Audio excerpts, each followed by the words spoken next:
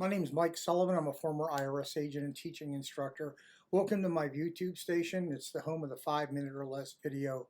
I make these videos for three reasons.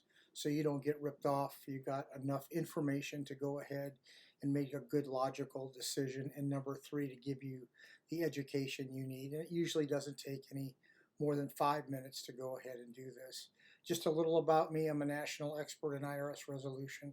I have a huge professional Facebook following. I've worked at IRS for a decade. I've worked over 10,000 cases, and I've been in private practice for 40 years. You can find me in the description section below, and you can just learn about us or call us at that point. When I worked at IRS, I worked as a revenue officer.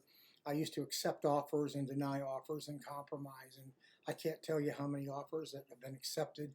I can't tell you how many I've reviewed. Over 50 years. It's been a lot. So anyway, I want to tell you, you should never go ahead and turn an offer and compromise in unless you have somebody qualified to go ahead and look at it and to let you know specifically whether you qualify or not. It could be me or anybody else, your own accountant, CPA, tax attorney. Offers and compromise are surgical forms that go into IRS, and you must make sure you qualify. Many people take money from you, and God, I hear all the stories of people that ripped off and they were never qualified for the offer and compromise. There's a very, very specific set of rules to get your offer and compromise through. And unless you do these a lot, you don't know ways around them, you don't know your way through them, you don't know the little tricks that are in there to go ahead and to make sure your offer goes through. Of about 10 people who call me, I recommend about 2 people fill in their offer and sending them at this time. You have to know the formulas, you have to know the equity rules, you have to know the income and expense rules. Don't get caught up with sending these offers in without speaking to a professional. You're going to increase the statute a year plus the time it was an offer, and by God, don't give your money to anybody unless they've looked at your financial statement. There's a very specific form for IRS. It's called the 433A. It's a very definitive and very long financial statement, and IRS does about 15 hours of due diligence before they go ahead and accept these offers and compromise. They're tricky, but there's ways around them.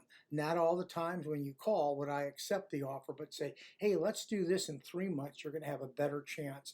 My job for you is to get the lowest possible settlement.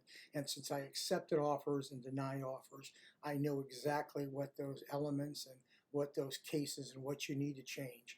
Make sure all your taxes are filed for 6 months in full. Make sure you've made estimate payments for 6 months. Go over the 433A OIC offer form and the 656, because those are the 2 documents you're going to need to be signing. Anyway, you're welcome to call me for a free consultation, or we can go ahead and represent you. But once again, I never file an offer and compromise unless I know you got at least a 95% chance of getting that offer through.